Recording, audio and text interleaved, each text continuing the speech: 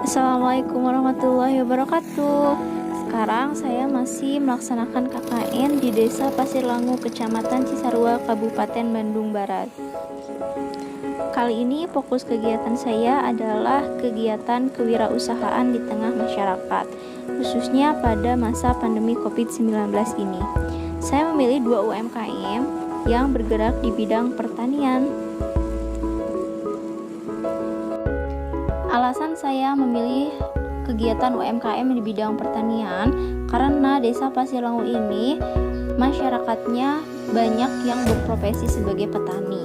Selain itu, kondisi desa yang sejuk, masyarakatnya yang ramah, membuat saya lebih tertarik untuk mengenal kegiatan kewirausahaan di desa ini.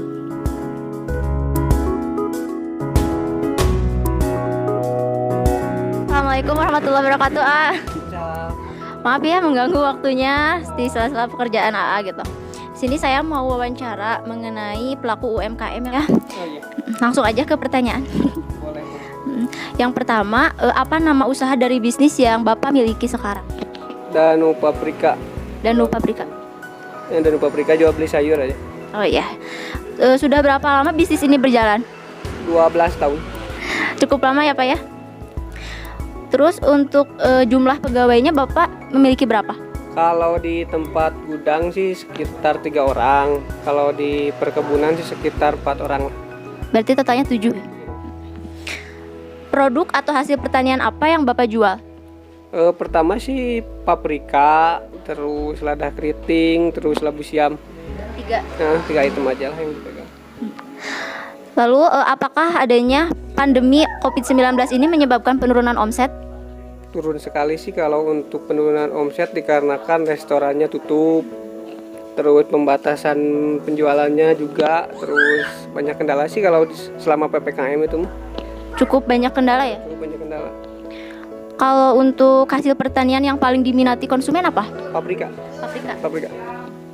Itu kira-kira perbandingannya berapa persen dari sayuran-sayuran yang lain? Paprika sih paling banyak sih kalau pemakaian paprika sekarang teh. Kalau dulu sekitar per hari lah sekitar 300 kilo. Sekarang menurunnya sekitar 50% lah, 150 kiloan. Iya, cukup ini ya menurun. Lalu kendala apa yang Bapak hadapi dalam bisnis akibat pemberlakuan PPKM yang diterapkan pemerintah? Pertama sih kalau yang PPKM itu mah restorannya ditutup, pasar pada sepi, terus harga pupuk naik, harga penjualan menurun. Itu kendala paling berat sih di pertanian sekarang. Ya, banyak ya Pak ya. Lalu strategi marketing apa yang Bapak lakukan agar mampu beradaptasi di tengah pandemi COVID-19? Kalau itu sekarang sih kalau adaptasinya paling pola pertaniannya kita bagusin, kualitas aja di nomor satuin aja. Soalnya di penjualan sekarang konsumen yang restoran kayak yang itu minta kualitas bagus. Jadi lebih ke kualitas dulu. Kualitas dulu. Ya. Mempertahankan kualitas aja. Lalu apakah Bapak melakukan penjualan secara online? Tidak. Belum ya Pak? Belum. Selain dari kendala-kendala yang dihadapi, apakah pandemi COVID-19 ini memberikan dampak positif? Dampaknya kalau positif enggak sih, negatif kebanyakannya sih. Kalau di bidang sayuran ya itu yang tadi dibilang, omset menurun, pemasarannya menurun drastis. Jadi tidak ada dampak positifnya ya gitu ya? Paling segitu sih Pak untuk pertanyaannya. Terima kasih banyak sudah meluangkan waktu. Nah untuk kegiatan selanjutnya ini saya ada sedikit edukasi ya Pak ya. Tadi kan Bapak belum melakukan penjualan online ya? Belum. Ini saya mengambil dari beberapa referensi jurnal. Kita sharing aja ya Pak ya. Karena kebetulan saya juga masih belum paham banyak gitu mengenai penjualan produk pertanian.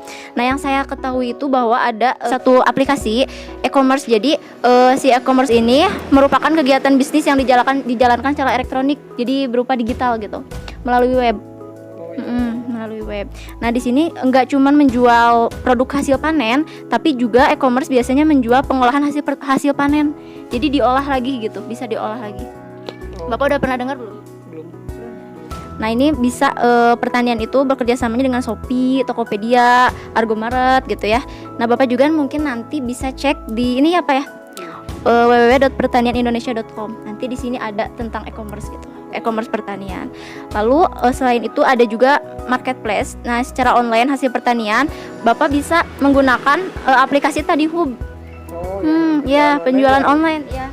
Jadi si aplikasi ini ada menjual sayur organik, ada menjual sayur non organik gitu. Jadi ini berupa aplikasi yang digunakan. Nanti Bapak mungkin bisa ya Pak ya? Bisa mencoba aja. Selain itu Bapak juga bisa memantau harga melalui aplikasi. Nah ini yang saya temukan, ada aplikasi pantau harga. Ini biasanya kita bisa mengetahui harga komoditas dan mengetahui lokasi penjual biasanya gitu. Oh gitu. Karena kan Bapak di sini mengumpulkan barang ya Pak ya.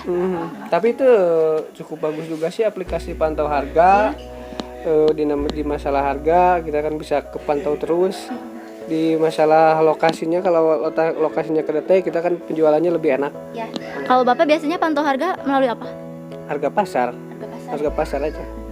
Lalu ada juga yang terakhir saya temukan sikumis.com. Jadi ini melibatkan para petani untuk bersama-sama memasarkan produknya gitu.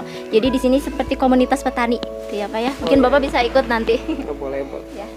Paling segitu sih Pak untuk edukasi dari saya. Mohon maaf banget ya Pak ya, ini sangat sedikit ilmu yang saya dapat berikan gitu.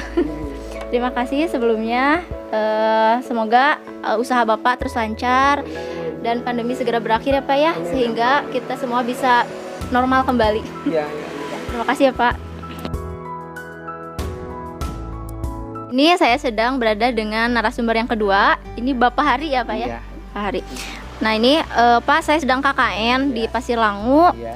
Mau menganalisis atau mengobservasi ya kegiatan UMKM yang ada di sini. Iya.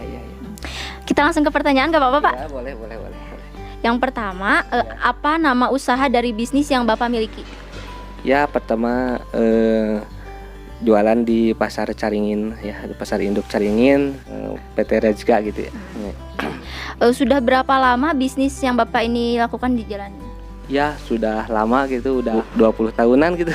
Wah, hebat sekali Pak. Sudah 20 tahun. Mantap. Berarti banyak sekali pengalamannya. Iya, banyak pengalaman pahit pahitnya gitu ya. Lalu jumlah pegawai yang Bapak miliki ada berapa? Ya, ada 2 orang gitulah, di sini 1, di pasar 1 gitu ya. Oh iya, 2 orang ya Pak ya. Lalu produk atau hasil pertanian apa yang Bapak jual? Kalau ungu, kiuri ya, benteng Jepang dia gitu ya. Iya. Sama bit gitu di pasar. Berarti Bapak jualannya di pasar ya Pak? Iya. Lalu untuk hasil pertanian apa yang paling diminati konsumen, yang paling banyak dibeli gitu? Ya, kalau ungu gitu, bonteng kiuri ya gitu ya. Yang paling diminati. Paling diminati ya gitu. Lalu apakah adanya pandemi COVID-19 ini menyebabkan penurunan omset? Ya, menurun nih. Sudah ada COVID, jualannya menurun gitu. Sampai ya melemah gitulah, dari omsetnya 1 mobil, 2 mobil, sekarang mah cuman ya setengah mobil juga kagak habis gitu. Berarti penurunannya lumayan apa ya? Iya, Hampir setengahnya. Setengahnya gitu lah. Lalu yang selanjutnya, kendala apa yang Bapak hadapi dalam bisnis akibat pemberlakuan PPKM ini yang diterapkan pemerintah? Kendalanya ya lemah gitu. Lemah gitu. Offsetnya dulu mah banyak yang pembelinya, sekarang mah kurang gitu, kurang ada yang pembelinya gitu. Kalau jam buka tokonya gimana? Buka jam tokonya dari jam 5 sore sampai pagi gitu, jadi malam, jualannya malam gitu. Ya, berarti cukup berpengaruh ya PPKM ini Pak. Lalu strategi marketing apa yang Bapak lakukan agar mampu beradaptasi di tengah pandemi COVID ini? Ya, cara berjualannya diatur aja gitu, berjualannya nggak banyak-banyak gitu lah, cuman sedikit supaya terus maju gitu, jangan terlalu banyak, sekarang mau bawa-bawanya gitu lah. Berarti dikurangi ya? Dikurangi pembawaannya ke pasarnya gitu. Ya. Lalu apakah Bapak melakukan penjualan online? Enggak, manual aja. Masih konvensional ya, gitu. Lalu selanjutnya, selain dari kendala-kendala yang Bapak hadapi tadi ya Pak ya, apakah pandemi COVID-19 ini memberikan dampak positif? Enggak ada, Neng. menurun ya gitu. Berarti nggak ada positifnya ya? Ya, nggak ada positifnya gitu. Paling segitu sih Pak untuk Iya. pertanyaannya. Terima kasih banyak ya Pak sudah menyempatkan waktu untuk saya bisa berkomunikasi dengan Bapak. Selanjutnya saya ada sedikit edukasi ya Pak. Sebenarnya saya tidak bermaksud menggurui, tapi hanya sharing aja ya Pak ya. Ini kan Bapak belum mengenal penjualan online ya Pak ya. Iya, belum. Ini saya mendapatkan dari beberapa referensi yang jurnal-jurnal pertanian. Iya. Yang pertama Pak, sebenarnya sudah ada seperti e-commerce untuk pertanian. Jadi pertanian itu bisa dijual melalui web. Secara online kan Bapak biasanya menjual di toko ya Pak ya, karena sekarang PPKM jadi menurun pengunjungnya. Nah, Bapak bisa juga nanti mencoba menjual gitu di e-commerce melalui web. Namun memang ada beberapa dampak negatifnya juga gitu, tidak semua positif.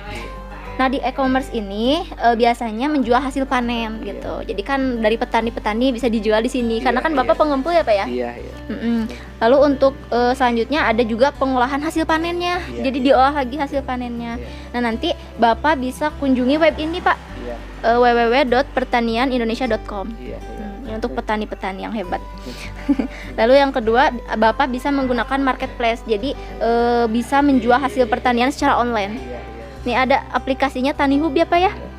Jadi aplikasi ini Bapak bisa menjual sayur organik maupun non organik gitu ya. Sini ada juga misalnya buah-buahan organik atau bisa juga Bapak menjual kalau misalnya punya hasil ternak nih, bisa dijual di sini Pak.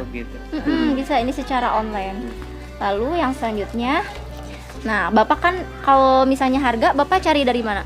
Referensinya harga? Ya dari petani gitu. Iya. Jadi langsung ke lapangan ya Pak? Iya, langsung ke lapangan gitu. Iya. Apa ada dari sini gitu, dari gudang-gudang gitu. Cari tahu Cari harga. ya. Nah sebenarnya udah ada loh Pak aplikasi untuk memantau harga. Jadi si aplikasi ini bisa digunakan untuk komunitas-komunitas mengetahui harga pasar gitu, harga penjual. Ada ke penjualan. Jadi di aplikasi ini Bapak bisa misalnya cari harga paprika nih saat ini berapa. Nanti ada ada nanti di sini harganya untuk memantau harga. Lalu selanjutnya ini ada komunitas petani. Iya. Namanya sikumis.com nama aplikasinya. Nah ini melibatkan para petani untuk bersama-sama memasarkan hasil panennya secara online. Gitu Pak ya. Banyak ya Pak ya. Gitu Pak, banyak ya. Mungkin apa pengaruh yang bisa Bapak sampaikan setelah mendengarkan edukasi ini? Ada pengaruh apa gitu? Jadi tertarik berjalan online? Iya, ke depannya kita bisa lah mencoba lah untuk secara online gitu. Coba ya Pak ya, semangat. Semoga masa pandemi ini segera berakhir ya Pak ya. Amin gitu. Bapak lancar usahanya. Lancar usahanya. Ya, amin. Terima kasih ya Pak ya.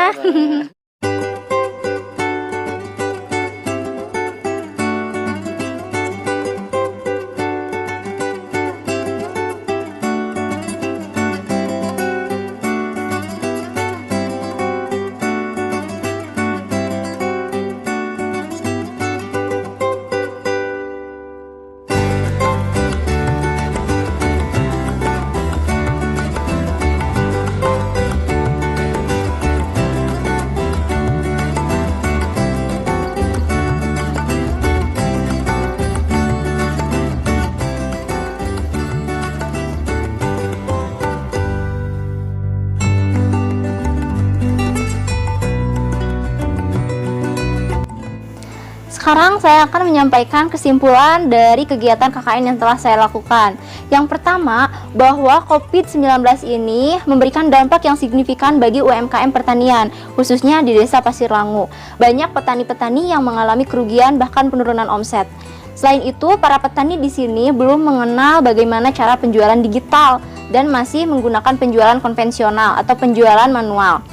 Yang kedua, kendala-kendala yang dihadapi oleh petani, khususnya UMKM pertanian, sangat beragam. Seperti yang pertama adalah penurunan omset, pasar sepi, harga pupuk yang naik, dan juga penjualan menurun. Kesimpulan yang ketiga adalah bahwa partisipasi yang dilakukan oleh pelaksana KKN, yang pertama, memberikan edukasi mengenai penjualan digital, dan memberikan berbagai aplikasi untuk melakukan penjualan online, khususnya untuk produk pertanian. Selanjutnya, pelaksana KKN melakukan kegiatan pengepakan di gudang UMKM pertanian. Selain itu, pelaksana KKN juga melakukan kegiatan di kebun dengan langsung melihat bagaimana proses perawatan tanaman, khususnya tanaman paprika. Sekian video dari saya. Wassalamualaikum warahmatullahi wabarakatuh.